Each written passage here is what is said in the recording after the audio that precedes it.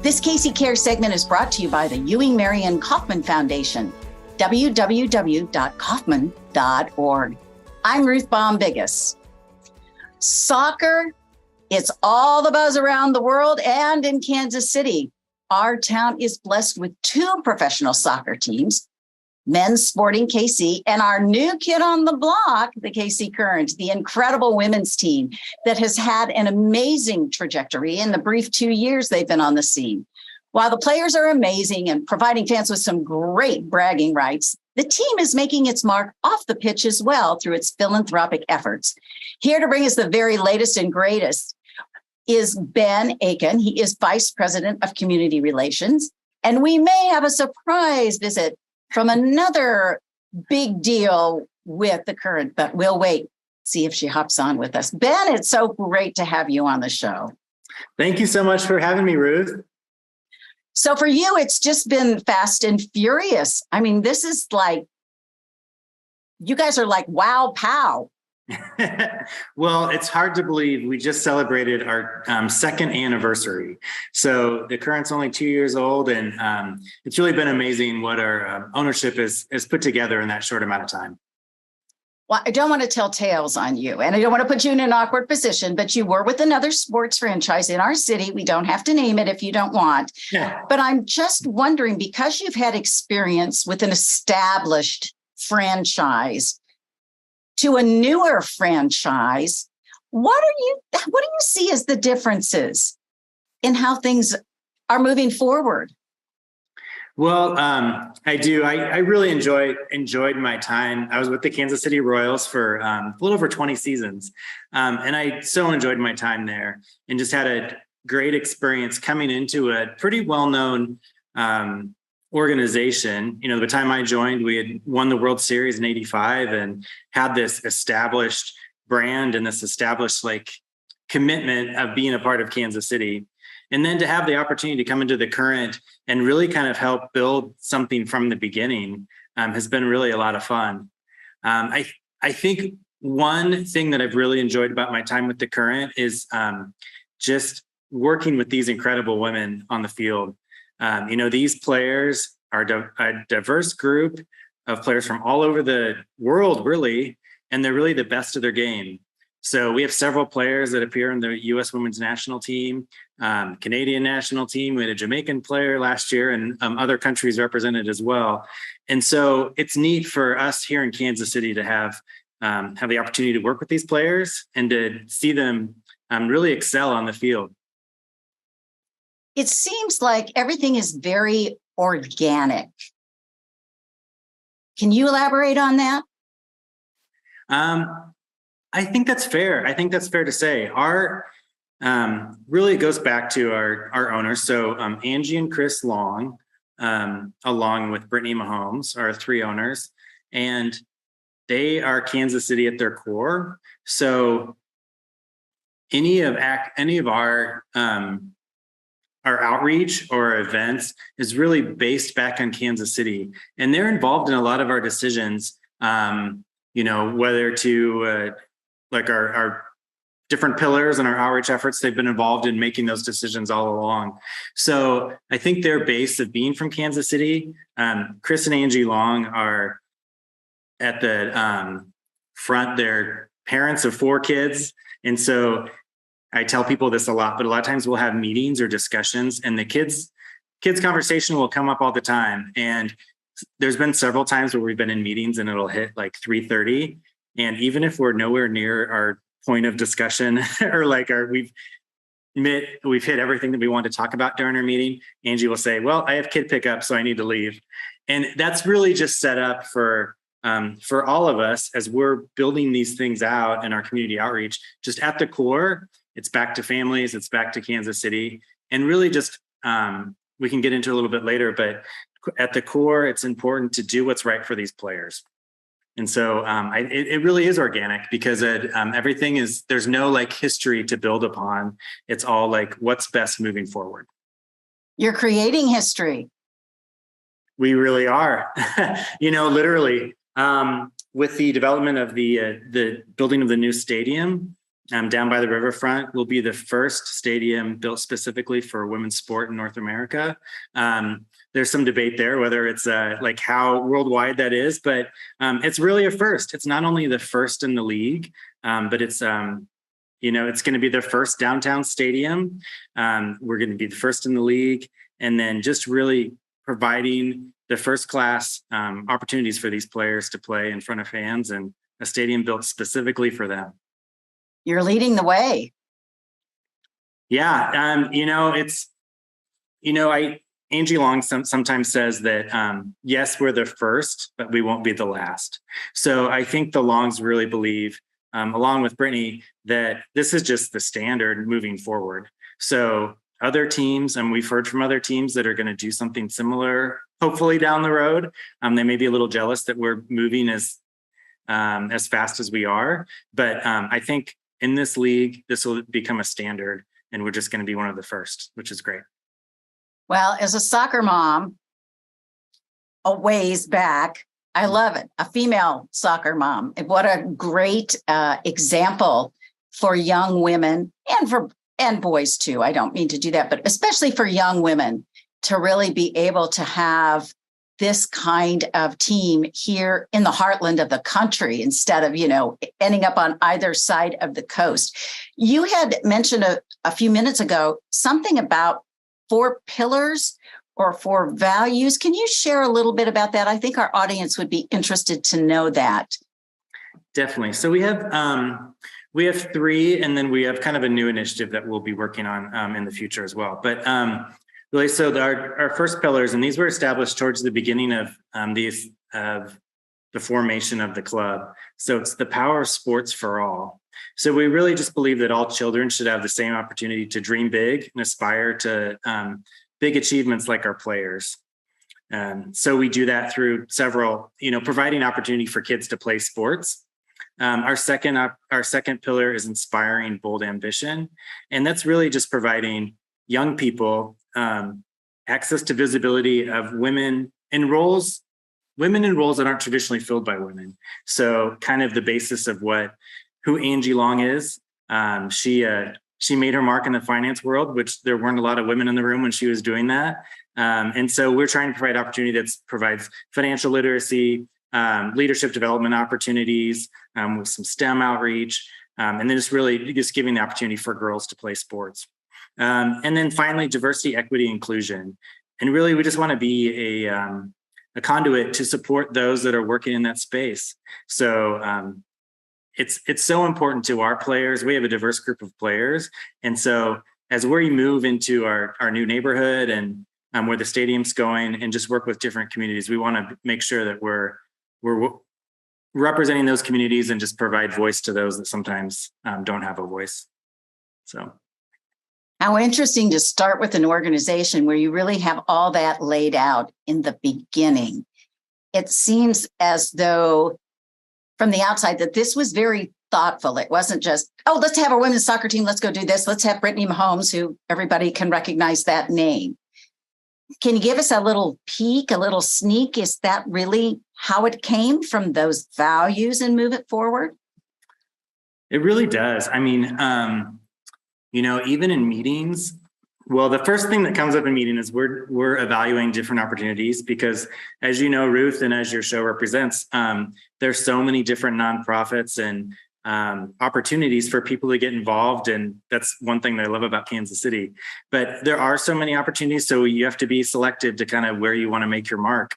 So we always talk about, is this good for the players? That always comes up. Like every day we talk about, is this good for the players? And so that's everything, like thinking about timing. So, we get a request from a school to go visit. We need to think about the timing. So the players train till about 2. So probably don't want to do anything till 4 after, those types of questions that come up. And then really, does this go back to our brand pillars? So, there's plenty of things, and coming from the Royals, one great thing about that experience is that I got to know a lot of different people in town and different organizations.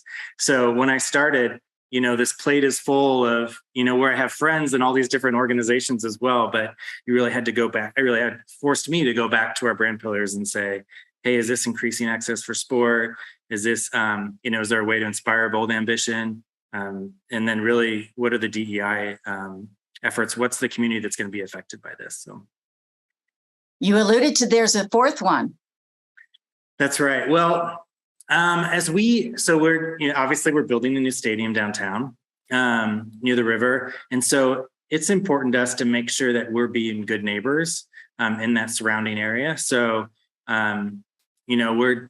we're getting to know that neighborhood and working with some local businesses down there to potentially do some projects. And, there's Garrison Community Centers down there that we've visited a few times. And, so we really just want to be good neighbors. So that's really what it comes down to, is just how can we, as moving into this new stadium, how can we be part of the neighborhood and just really, not be coming in and have, forcing our way through. We really want to involve the neighborhood in what we're doing.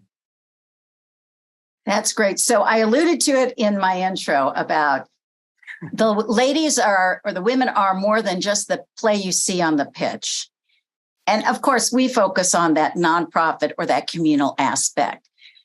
Talk with us a little bit about that coming from the KC Current, and why is that part of your whole brand? One example, we partner with YMCA of Greater Kansas City. So all soccer programming that the YMCA does in the Kansas City area is now branded KC Current YMCA Youth Soccer. So we have involved players. They've been to soccer practices. The kids wear jerseys that have the KC Current logo on it. And it's not just the girls that are playing soccer, it's the boys as well. So this year we had over 900 kids that participated in the program. And the YMCA tells us that's about a 50% increase from where they were a year ago before the Current were involved. So congratulations. That's so awesome. Yeah, it's so great.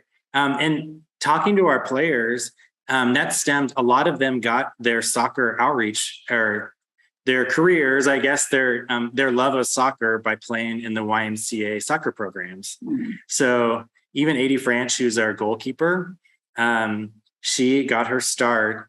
She said that she was a YMCA kid through and through. Like, she would go and just spend all day there with no school. She would hang out at the YMCA, and she had the opportunity to learn soccer there. And, thinking about her playing as a little kid, she ended up being on the U.S. women's national team that won the World Cup. And so she was on the cover of a Wheaties box, and now she's a goalkeeper for the Kansas City Current. It's pretty amazing. That's very exciting. So tell us a little bit about what the Current is doing in and around our community, partnering with nonprofits. Yeah, so we're lucky to have some great partners here in town. One is Win for KC, which is, as you know, part of the Greater Kansas City Sports Commission.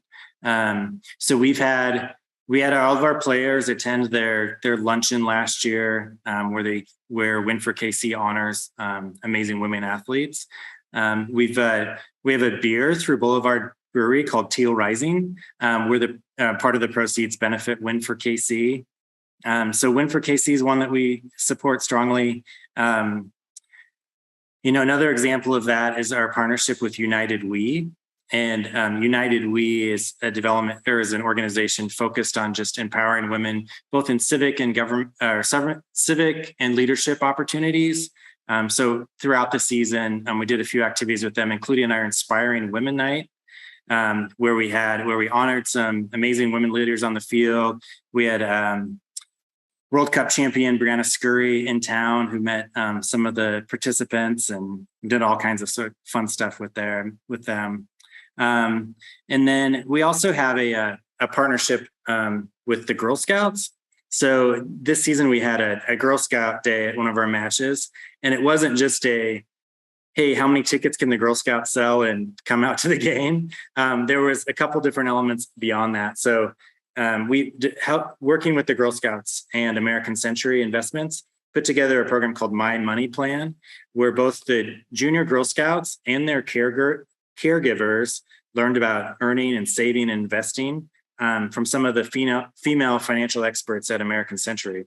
So it was a really unique program that the Girl Scouts learned before the game. They had a little session, and then their parents went to a different session where they could learn as well.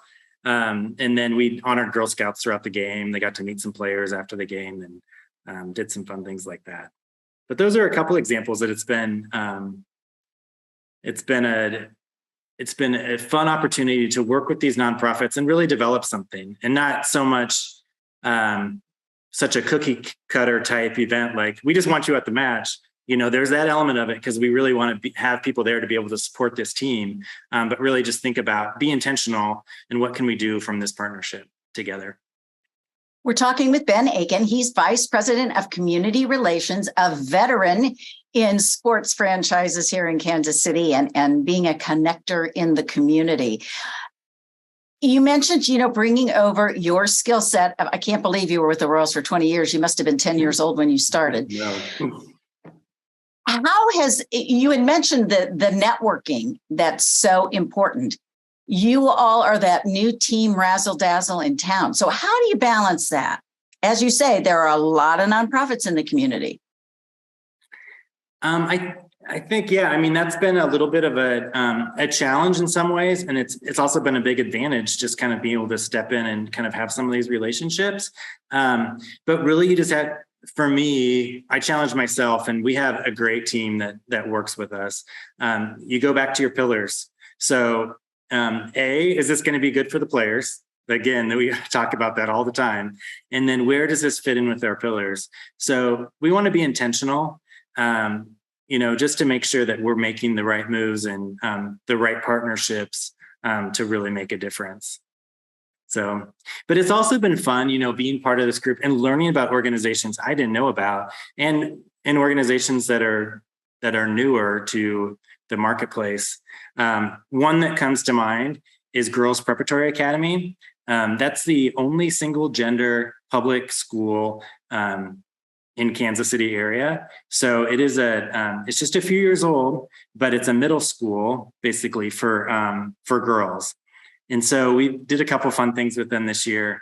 One, we sponsored their Girls on the Run program at the school. So girls from that school could participate in Girls on the Run. And then we sponsored their sports programming. So the last couple of years, they haven't offered sports. They're a pretty new charter school. Mm-hmm. But this year, together with the 15 and Mahomes Foundation, so Brittany Mahomes went with us when we were able to tell the students about sports that were coming to their school. So thanks to the Current and 15 and Mahomes, Girls Prep offered volleyball this year, and they're getting basketball started right now. So we can't be, I'm looking forward to being there this winter and maybe taking a basketball game. Well, I don't know if people realize or remember, will refresh their memory. I believe Brittany was a soccer player herself and played in college, I believe. Yep. Yeah. So Brittany, she played in college, and then she also played professionally. And so that experience, I wasn't here in the very beginning, but what I've been told has really, as the organization was setting their foundation, Brittany's voice was, and her experience as we were selecting players and going back to that player first mentality, Brittany was a big part of making that happen. And Brittany's experience helped, the teal and our crests and our amazing logos that have come out for the team. Brittany was part of all of that, and even was on the committee to help select the name, the Current. So I was going to ask, how much involvement is there from the three owners? Obviously, Brittany is very busy now with 2 kids, and the Longs have children, et cetera. So are they really in there with fingers day to day? You mentioned a meeting where Angie had to excuse herself to go pick up kids. They are. So Chris and Angie also run the organization they founded, Palmer Square Capital Management. And so for the first probably 6 months of my tenure, we were officed with Palmer Square. So we saw firsthand both Chris and Angie run 2 kind companies simultaneously. So that was pretty amazing to watch them go back and forth between the two. Now that we're at our training facility in Riverside, Missouri, they are still very involved in emails, and we'll get texts, and sometimes we'll take calls from Angie while she's watching a kid's soccer game, either in the city or a different city. So they're still very involved in activities. And then Brittany, she came to our groundbreaking on the new stadium. That was the first part of October. And she was amazing. She was very pregnant and also holding her daughter. But she was there for all the pictures and hung out and talked to the players and several fans. And it was neat to see her dedication where, rightfully she could have bowed out of that because she was so close. But she was there and hanging out, and we really appreciate her being involved. You had talked about, the importance of bringing on the right players, for the mix of this all to work. You're, a team that can play well, but a new team and a new ownership group and all of that. So how do you all work with the players? And is participating in activities, quote, required? And the reason I mention that, and then I want you to answer, is that I know at a point in time for the Kansas City Chiefs, I think when Lamar Hunt was alive, he required his players to be at so many community events. He wanted them in the community.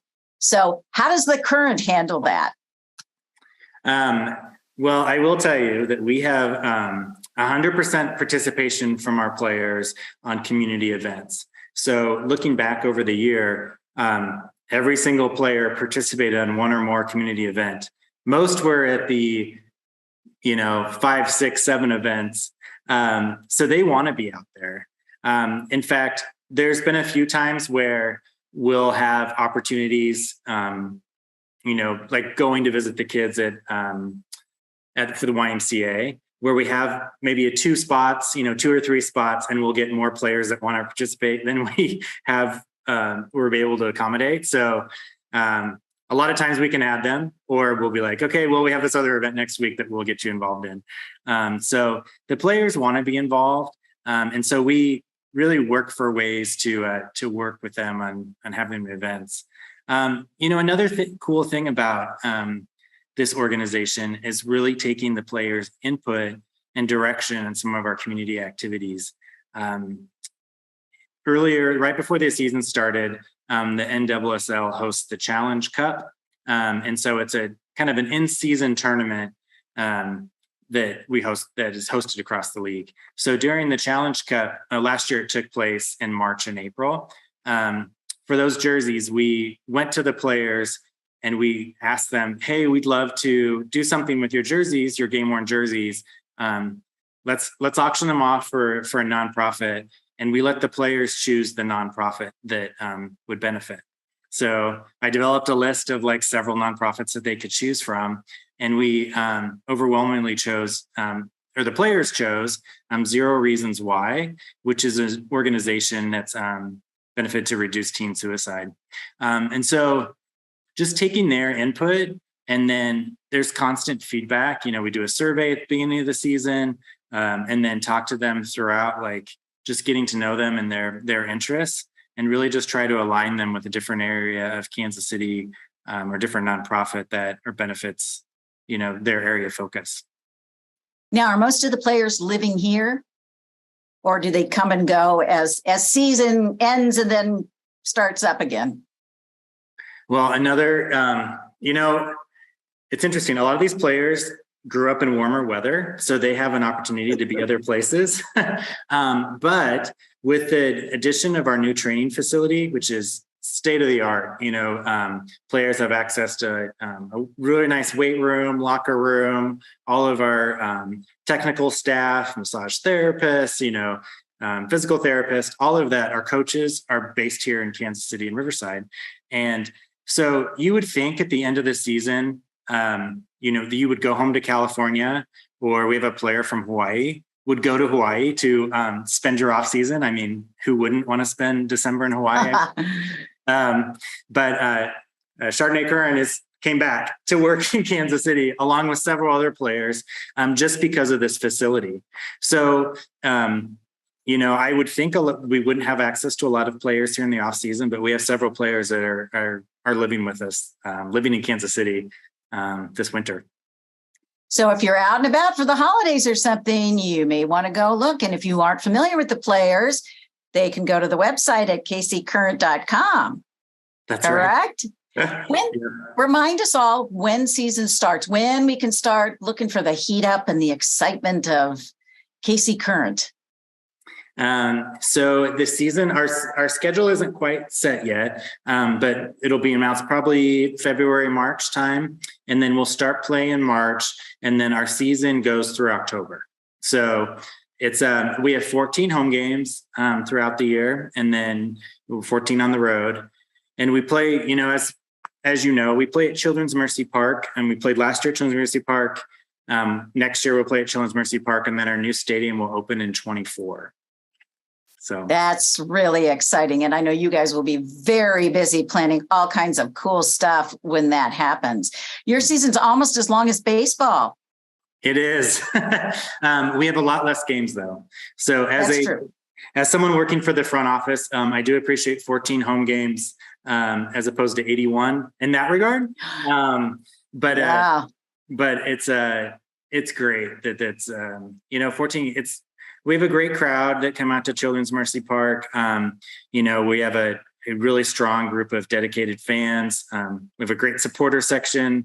The people in the end zone that are playing the drums and making a lot of noise throughout the game. So we have a great crowd, and we're really looking forward to having one more season at Children's Mercy Park, and then be at the new stadium following that. And folks can go check out the renderings and everything for the new stadium. I think they're on your website. Is that right? That's right. Yeah. So, and that's one really cool thing too.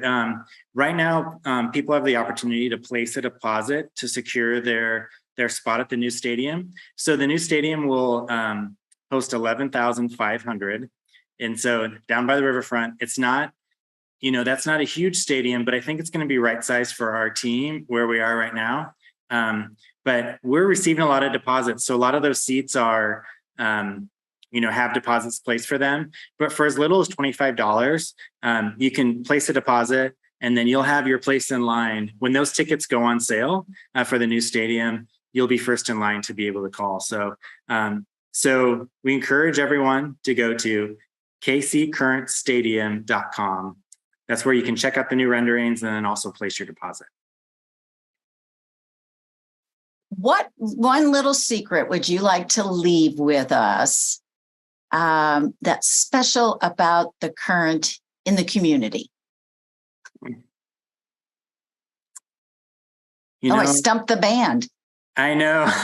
Well, there's so many cool things, I think it's just the heart of these players. It really is. It comes down to that. These players, having a background with the Royals, and we had some great. We've been lucky with the Royals to have some outstanding players, but these players with the Kansas City Current, are the best of their field. They've been playing since they were little kids.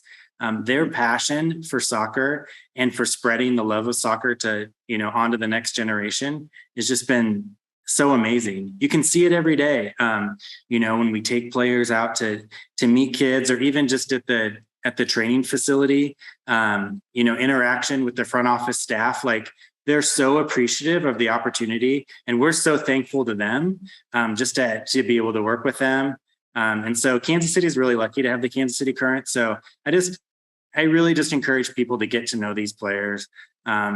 There's an amazing athletes on this team, and we're just happy to have them part of our community. Well, connect with the KC Current. Ben, thank you so much for sharing kind of the inside side about all the things that you all are doing, both on the pitch and off. And Kansas City is very lucky. Definitely. Happy to be a part of it. We appreciate you. I appreciate what you do, Ruth, and shining a spotlight on all these nonprofits and some of the work that we're doing and some of the other sports teams in town. So thank you for what you do. Thank you. And thank you for joining us for KC Cares. If you'd like to be a guest on the show or underwriting opportunities, visit our website. We're at kccaresonline.org. And spread the love. You'll find us on Facebook and Twitter at KC Cares Radio. And Instagram, it's KC Cares Online. Don't forget, you can catch us on Saturday mornings at 8 a.m. on ESPN 1510 a.m. and 94.5 FM. That's Saturday mornings. Thank you for joining us on KC Cares.